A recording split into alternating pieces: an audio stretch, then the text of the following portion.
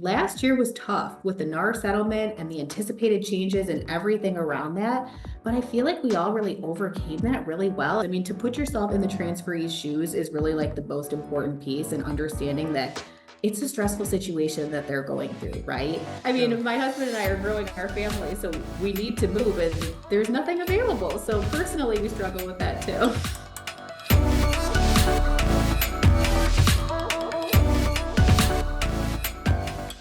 All right, welcome to another episode of Relocation Leader. I'm your host, Zach Turbis, and today we have Caitlin Dwyer, the Director of Relocation and Corporate Services at Properties. And Caitlin, why don't you tell us a little bit about yourself? So really at Properties, what I do is, so I started 10 years ago. So originally relocation coordinator, really managing the ins and outs, working with transferees, working with relocation management companies and other brokerages on referrals. And then it's had a ton of growth over the last 10 years. So I've been really involved in growing into new markets, onboarding new markets, developing kind of like processes of how we're going to oversee their relocation and referrals in different areas. So yeah, I mean, my role has changed a lot really based on all of ads growth, and they've let me kind of take the lead in a lot of areas. So it's been fun and exciting. Nice. So I'm curious with that Properties, because it's not like when I look at you guys' website and, through conversations with like Lon, I was like trying to get a Mm-hmm. handle on kind of who Mm-hmm. at Properties is, what we're talking about. You guys aren't like a normal real estate company, like in my opinion. Do you want to kind of explain sort of your niche or, how at Properties is different? Yeah, I mean, at Properties overall, I mean, we're an independent brokerage, or we started as an independent brokerage. So we started in Chicagoland and really have just strategically grown a lot, especially over the last, I would say, 7-ish years. There's been a lot of growth within the company. So we really focus on marketing, setting ourselves apart, being tech driven. Strategic growth into new markets has been really important for us. And now we're nationwide, worldwide, part of Compass. So there've been a lot of changes. How did you guys kind of find yourself in the relocation game? Sure. So At's done relocation for a while, but about 11-ish years ago, they hired on my boss, John D'Ambrosio. He's our vice president of relocation still, to kind of revitalize the relocation department. So really with like the ownership support and goals in growing relocation and referrals, we've grown like sixfold since then.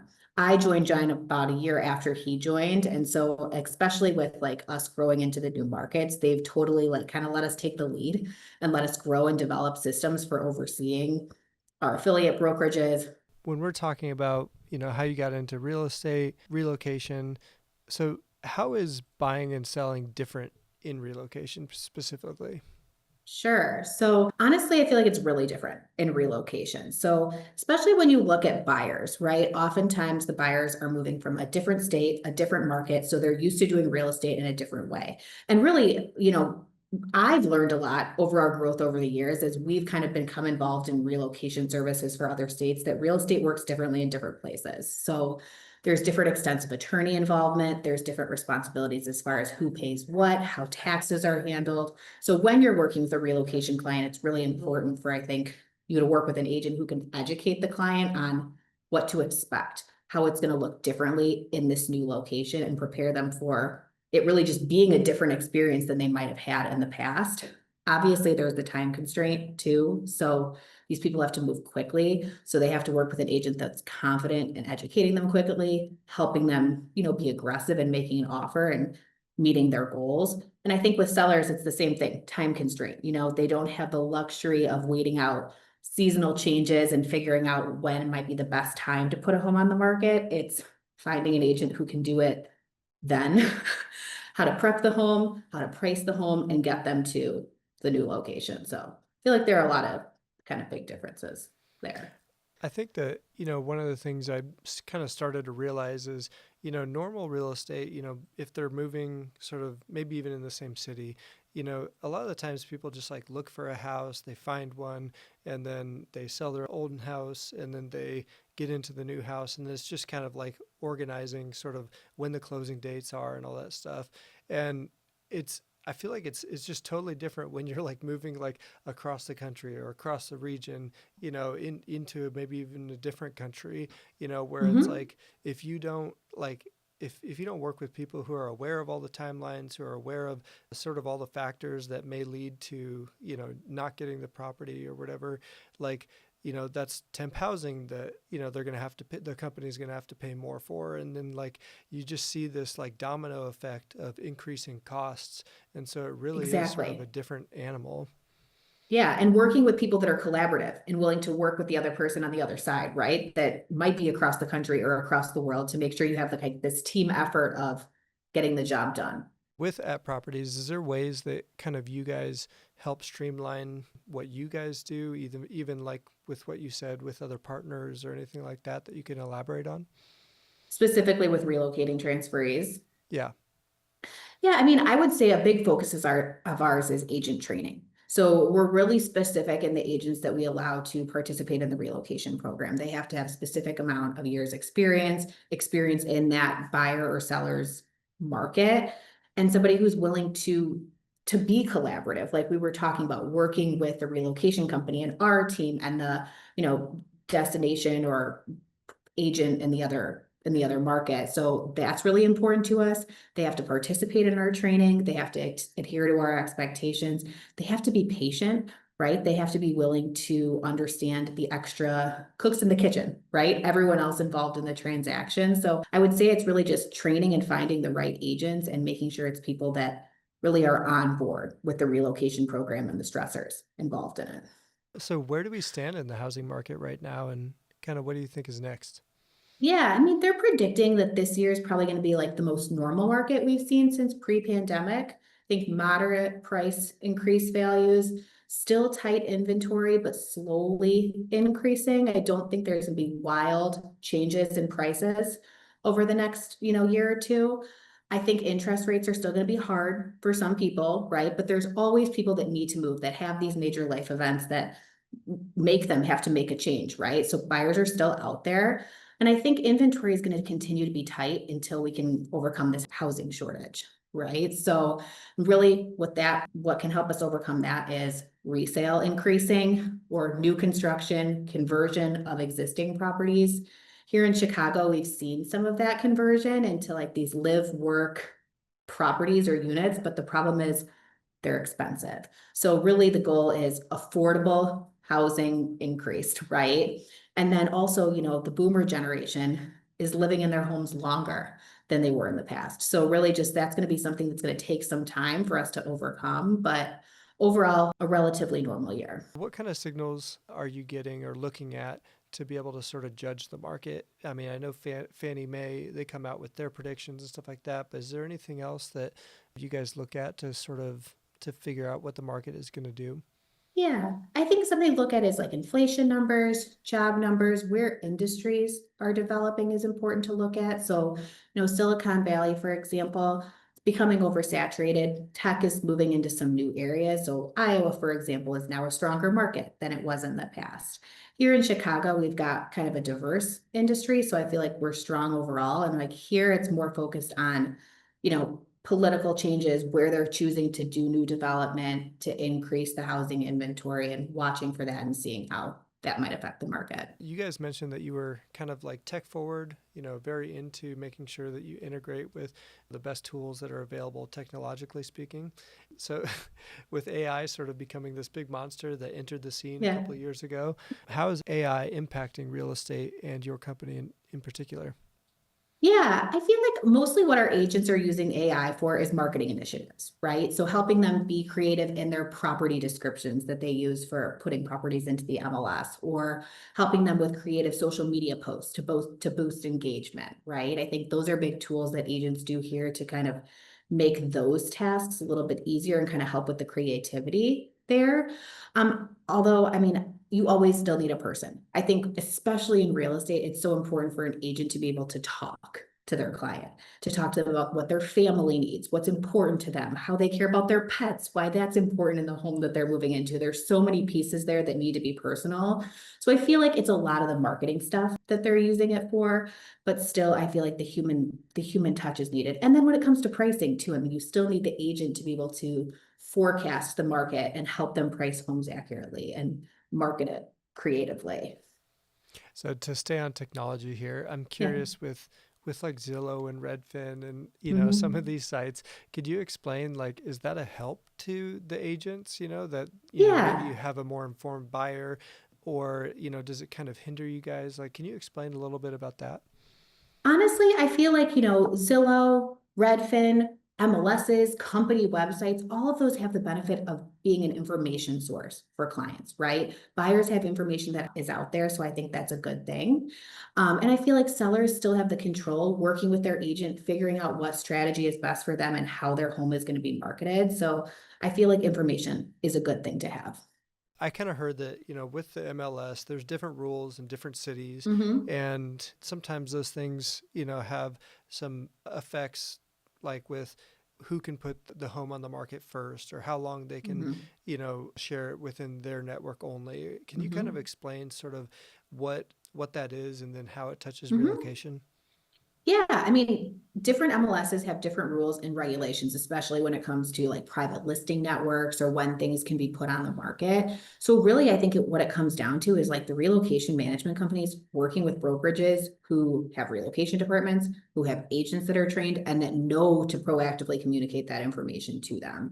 Because I mean, to them and to the seller, obviously, just understanding like what the rules are, why things are done differently, why it might differ from the last time you listed your home, and those are things that are ever changing too. Our rules today might not be the same as our rules next week. So it's really the real estate brokerage's responsibility to be on top of what the requirements are as far as all those rules, disclosures, everything that applies to that specific market, and communicating that to the seller, the relo company, to make sure that everyone's aware and can set those expectations for the client. So I don't think we covered the volatile or cooling markets yet. Yeah. So, I mean, I really feel like, it's going to be a more normal market, or we're predicting a more normal market this year. And what the benefits of that are to buyers and sellers is that comps are just going to be more accurate. They're going to tell a better story about homes value. So we'll be able to use sales prices from homes in the market to help us price things accurately. Buyers can make more informed decisions and feel more comfortable in making offers just because these comps are truer rather than, the last few years where there were a lot of dramatic increases and decreases and kind of like not consistent information. So the good news is it'll help with consistency in marketing homes. So have you noticed any like cities that offered sort of some unique strategies to handle these like market challenges? Yeah, so specifically like the city of Chicago, for example, I mean, unfortunately, there haven't been any really changes that have made huge impacts to help overcome like the housing shortage issue. Our former mayor did create a program that was called Invest Southwest, where they put some money into these neighborhoods, did help produce some new properties, but overall, it didn't make as big of an impact as we would have hoped. There are also some of these opportunity zones in the city of Chicago where buyers get support on loans and some closing cost assistance, but the inventory is low there. So there's been these attempts to kind of overcome this, but not overall significant changes. Have you heard any of the like revitalization efforts in like Detroit, and kind of if that's having an impact? Or I've heard like Minneapolis is doing something similar too. I mean, I'm not an expert in those markets overall, but I think I'm sure that they probably have similar struggles to us as we have in Chicago, is finding that right balance of like giving support, but also having the right amount of inventory and making it affordable. So I think it's just kind of finding that fine line of financial assistance, support, and creating the inventory to make it available and getting Yeah, the word out there to buyers. nice. Yeah, I always wonder because, you see like videos of people getting homes in like, some of these areas that have gone through some struggle, and they get the homes for like super cheap, and then they like redo it, and it's like amazing. And I'm like, part of me is like, I wonder if that's gonna, help inventory. It's like if they do that enough times, you know? I think it has to be the right balance, right, of helping the neighborhood build up overall, right? And there has to be other things available for buyers there too to make people be incentivized to want to live there long term. I left this question off of the question sheet that we talked about just because I Okay. like doing that sometimes. So, if you had a magic wand and could change anything in real estate right now, what would it be? What would it be? Well, personally, I would like to find my own house because I'm struggling with the lack of inventory in my specific neighborhood right now. But I mean, that's a really good question. I feel like we're in a really good place right now. I mean, last year was tough with the NAR settlement and the anticipated changes and everything around that. But I feel like we all really overcame that really well. And if you asked me this 6 months ago, that's what I would have said is like all this craziness, help us figure it out. But really, I mean, obviously, I want more inventory. I want there to be more homes available for people and make housing, more affordable, right? So I guess that would be probably my That's my not a hope bad and thing dream, right there. I'd be like, personally and for everybody. I would just like eliminate real estate taxes. Yeah, right, right. I Yeah. mean, my husband and I are growing our family, so we need to move, and there's nothing available. So personally, we struggle with that too. I was curious with the administration change. Have you seen Mhm. anything, any effects from the administration change that you want to call out? I mean, really, market forces are what dictate what happens in real estate. And like last year, the Department of Justice, with the whole NAR settlement, right? We anticipated all of these big changes, but all it really did is made brokerages have to pay these big fines, right? But when it came down to, the changes in commissions and all of that, nothing really changed that much. Agents are communicating their value, things are moving forward, people are still buying, people are still selling. So I think we're okay. I do think though that like, going back to the NAR stuff, I was a little bit surprised how, I don't want to say smooth it was. I know that there was some Yeah. upheaval and stuff like that, but when it first kind of came out as a thing, I mean, no one knew what to expect. And I don't know if it's just because we've been paying attention to it more. So like, Hmm. it's news is not as shocking when you're Hmm. like up to date. Hmm. But I feel like it was handled relatively well considering, Hmm. the far reaching implications. I totally agree. It really just came down to brokerages being prepared, being compliant, having the right paperwork that met the requirements of the settlement, and agents communicating their value to clients. And as long as like everyone was prepared, which I feel like our brokerage did a really good job of, things went smoothly. And agents should be communicating their value. So it ended up being a good thing. Nice. So I have a few other kind of questions that are swimming around in my Mhm. head right now. So Mhm. with relocating families, kind of going back to, us talking about you helping relocating families kind of enter their markets and stuff like that. Is there anything that you kind of like when you're working with them, we have to correct like misconceptions or, how do you prepare these families for the decisions that they're about to make? If you could speak to that a little bit. Yeah, I mean, I really think an important thing about what we do is our team always has proactive conversations with the transferee, right? So we really try to understand what their goals are, what their concerns are, maybe about the destination, where the new area that they're moving to is, what's important to them as far as like an agent's personality, right? We want to make sure we're setting them up with somebody who calls them constant, like their communication level, even sometimes is something where we really try to make sure we're matching them with the correct agent. And then I think over preparing them with information, we give them neighborhood guides, we give them resources to research schools, everything we can do to prepare them for that new location and make them feel comfortable. And then we check in with them throughout the process. How's it going with your agent? And I think that's an important piece too, is sometimes people just aren't quite happy, but they don't want to be the one to like raise alarm or bring something up. But once you reach out and you just kind of say, hey, how are things going? It really helps to kind of smooth things over, either get things back on track with the agent they're working with, or sometimes we need to pivot and bring them someone else. So I think just the communication piece is really important when somebody's moving to a new area. And then, like I said, making sure that the agent is reminded to tell them how real estate works in Illinois or how real estate works in Indiana, and ask them about what their last experience was like so you can help them understand like what the differences might be. What is the level of importance, for sort of landing the plane, when people are moving in there and we know that it's important that people when they get into that market that they find the right place for them. But how does that impact like their mood, their psychology when they're going into a new job? If you could speak to just kind of like, you know, what is the level of importance in your mind that they find that good entry into their new location? Yeah, I mean, it's super important, right? I mean, they have to feel comfortable and confident in the decision they're making, especially if they're purchasing a home right off the bat, right? And we also always encourage our agents to make sure that they're open to rentals too, because it's completely understandable. If you're moving to a new state in a new area that you're not familiar with at all, you might want to rent for a year or two and make sure that's the neighborhood you want to be in or the schools you want your kids in, right? So I think it's okay for there to be just some time that it takes to figure out what you want. So I think that's an important piece to remind, like to make sure that clients feel comfortable and not pressured into buying and making that long-term commitment off the bat.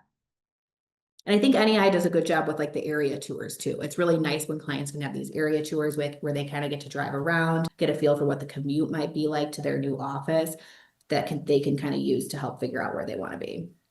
Can you speak to your collaboration with us as the RMC and kind of how, we work together to sort of make sure that everything is going in the right direction and that we're always kind of getting better at what we do? Totally. I mean, I think NEI is super collaborative. I know your team is really involved in those initial conversations with the transferee, setting expectations, figuring out what their goals are, figuring out what the timeline looks like. You guys always send that information over to us. We always kind of reconfirm it with the transferee if it feels appropriate, right? Like we know we have open lines of communication with your team, so we don't want to overload people with too many phone calls either. But it usually is a quick like, hey, want to make sure that these are the three areas you wanted to focus on. Are you still coming in over Memorial Day weekend, right? And then I think setting up the expectation with our agent about what NEI shared with us and communicating with you throughout the transaction. That's really important. I mean, you guys are always available. Every time we need something, I can call the consultant. They answer the phone right away, or I talk to that front desk. They connect me with the backup person because somebody else is on lunch. I mean, just being available is so helpful for us to make sure that we can take care of the transferee. So I think just the collaboration between our team and your company is what gets the job done so successfully. Nice. Is there anything else that we have about 5 minutes left? Is there any other topics that you'd like to kind of discuss? Oh gosh, I don't know. I mean, honestly, like you guys are great partners. I think it's just nice to work with people that have a team effort of working with a transferee and making sure that they're happy. And we're lucky that we have really great agents that are on board and want to help these relocating transferees. So I'm one of the things we do is so like relocation leader, we definitely want to be a voice in the relocation industry and sort of explain concepts, certain things, so that people can grow in their understanding of relocation. But we also want to focus a little bit on leadership, professional development, people who are professionals in this industry. How do they grow? So, do you have any sort of like guiding principles for kind of how you've advanced as a professional that you'd like to share? Sure. I mean, honestly, mentorship has been really important to me. I have a great mentor, John, my boss. He was at 11 years. I joined him shortly after. And from day one, he helped me grow. He helped me understand the importance of working with clients, being available, picking up the phone and talking through things with people, which I feel like is always super important. And I just think I don't know. I think being kind is a good thing. I think I've really grown in my career because I've created relationships with people and I try to be nice to them. And I think that goes a long way when you have a good relationship, a working relationship. I mean, it helps, you know, grow the networking skills and then grow the relationship and the business eventually follows. Is that good advice? It's kind of hard to help people if you don't grow in liking people, right? Totally. And I mean, sometimes things can be misconstrued via Right. email. And, when things are going south or things aren't going well, if you pick up the phone and you talk through it with somebody, I mean, that really goes a long way, I feel, in resolving situations and moving things forward. So I think it's just important to treat people decently and look at the same end goal and to help things move forward. Nice. Do you have any advice for anyone sort of looking to get into relocation? I don't know. I guess my advice would just be to, well, I mean, call me. I'm happy to talk through it with anybody. But I think my advice would just be to work hard, to look at the bigger picture goals. I mean, to put yourself in the transferee's shoes is really like the most important piece, and understanding that it's a stressful situation that they're going through, right? I have not personally ever had to move. I've grown up in the same area. I've lived, I went to college in the city of Chicago. I haven't ever gone far, so I can't understand what they're going through. But trying to put yourself in their shoes is really what's going to help you go a long way, and just like being patient, working with them, figuring out resolutions to what the problems might be. Yeah, we were even looking at different, our technology platform, and Mm-hmm. when you're looking at that, you ask yourself all those questions. What would be most Mm-hmm. helpful to the transferee? Yeah. If I'm on this Yeah. screen, like, is this arranged just right? So Yeah. it's funny how, like, if you look at all these different roles at an organization, how many of Mm-hmm. those roles are just asking themselves the same question, which is like, if I were the transferee, what would I want? Yeah. Totally. Totally. I think it's important to put yourself in their shoes, and like, some people are really tech heavy. Like some transferees really want to be able to go on a site and access the information right away. Somebody else, it might be important for them to be able to pick up the phone and get a hold of somebody right away. So I think talking to a transferee, understanding what's important to them is what's going to help you be successful in making their move go well. Nice. So I love books. I love quotes. I was wondering if you could Hmm. give me your favorite book and your favorite quote, if you can, Oh my you know, gosh. This is or a bad because favorite. I have not been reading as much lately as I should be.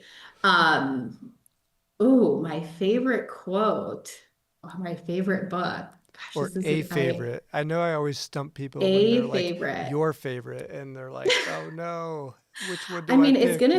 it's gonna sound bad, but like I really love like a thriller. I love a mystery book. So like none of the books I recommend are gonna be like this like life-changing. It's not gonna paint a good picture of me. So Um, Jack Ryan. Jack Ryan's good. I mean, I like a good Colleen Hoover mystery book. I hate to say it.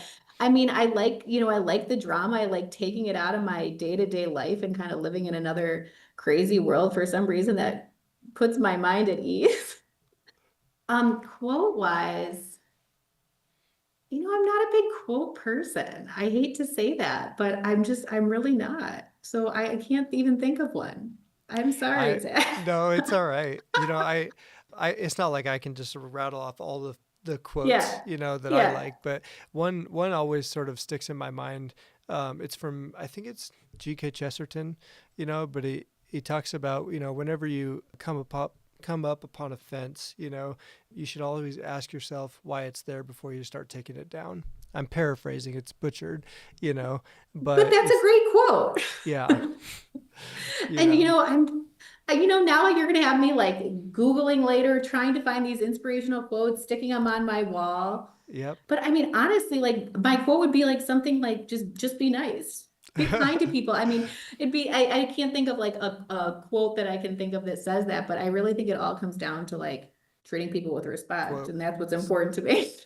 Yeah, I think I got What's your my quote. quote? So I have three daughters, and so I've seen like Okay. all the princess movies, but I think like it's funny how many times I'm quoting to them from Cinderella, the live action, Uh-huh. like before they go off to like volleyball or whatever. I'm always like, hey, just remember, have courage and be kind.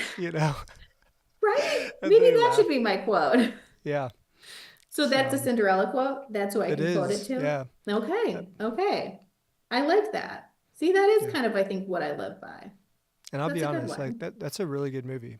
Okay. I think it was Okay. I like haven't seen it. 2015. Yeah, you should watch it. Okay.